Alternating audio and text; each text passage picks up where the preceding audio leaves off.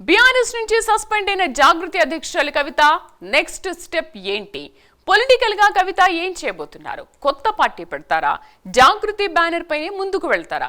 ఇందుకు కవిత నిర్ణయం ఎలా తీసుకోబోతున్నారు? కవిత రాజకీయ భవిష్యత్తుపై జరుగుతున్న చర్చ ఏంటి? Let's watch.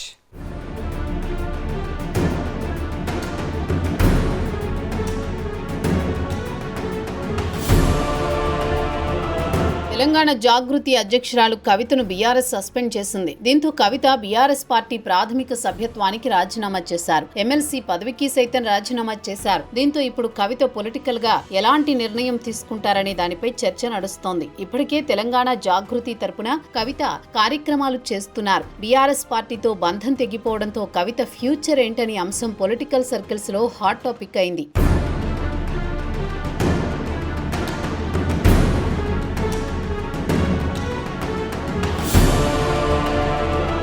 తాజాగా కవిత అమెరికా పర్యటనకు వెళ్లి వచ్చారు. 15 రోజుల పాటు అమెరికాలో ఉన్నారు కవిత. వచ్చి రాగానే కాళేశ్వరం ప్రాజెక్టుపై సీబీఐ విచారణ చేయాలని ప్రభుత్వం తీసుకున్న నిర్ణయం పైన రియాక్ట్ అయ్యారు. మాజీ సీఎం కేసీఆర్ సిబిఐ విచారణ ఎదుర్కొనే పరిస్థితి రావటానికి హరీష్ రావు, సంతోష్ రావు చేసిన అవినీతి ప్రధాన కారణమంటూ కవిత సంచలన కామెంట్స్ చేశారు. నేరుగా హరీష్ రావుపై కామెంట్స్ చేయడంతో కవితను పార్టీ నుంచి సస్పెండ్ చేస్తూ బీఆర్ఎస్ నిర్ణయం తీసుకుంది.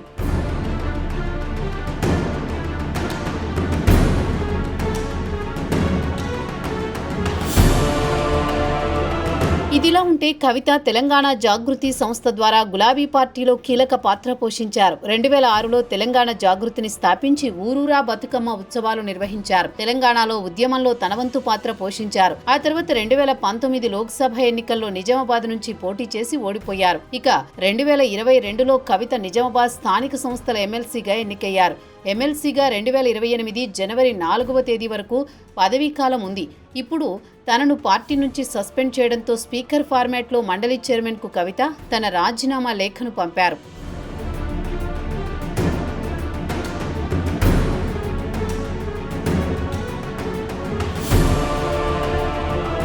ఇక బీఆర్ఎస్ తో ఇన్నాళ్లు కొనసాగిన బంధం తెగిపోవడంతో ఇక నుంచి తెలంగాణ జాగృతి అధ్యక్షురాలు కవిత ఏం చేయబోతున్నారనే చర్చ మొదలైంది. ఆమె పొలిటికల్ కార్యాచరణపై ఆసక్తికర చర్చ నడుస్తోంది. ఇప్పటికే కాంగ్రెస్, బీజేపీలో తాను చేరేది లేదని కవిత క్లారిటీ ఇచ్చారు. 2 రోజుల్లో తన భవిష్యత్తు కార్యాచరణపై స్పష్టత ఇస్తానన్నారు. తెలంగాణ ఉద్యమకారులు, మేధావులు, బీసీ నాయకులతో చర్చించిన తర్వాతే పొలిటికల్ గా నిర్ణయం తీసుకుంటానని చెప్పుకొచ్చారు. దీంతో కవిత సొంత పార్టీ వైపే మొగ్గు చూపుతున్నారనే టాక్ నడుస్తోంది.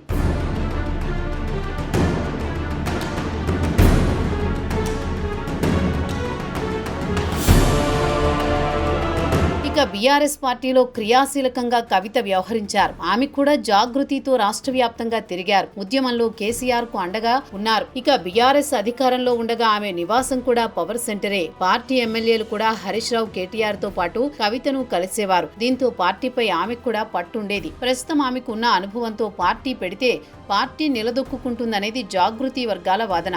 దీంతో ఆమె పార్టీపై పలు పేర్లు చక్కర్లు కొడుతున్నాయి.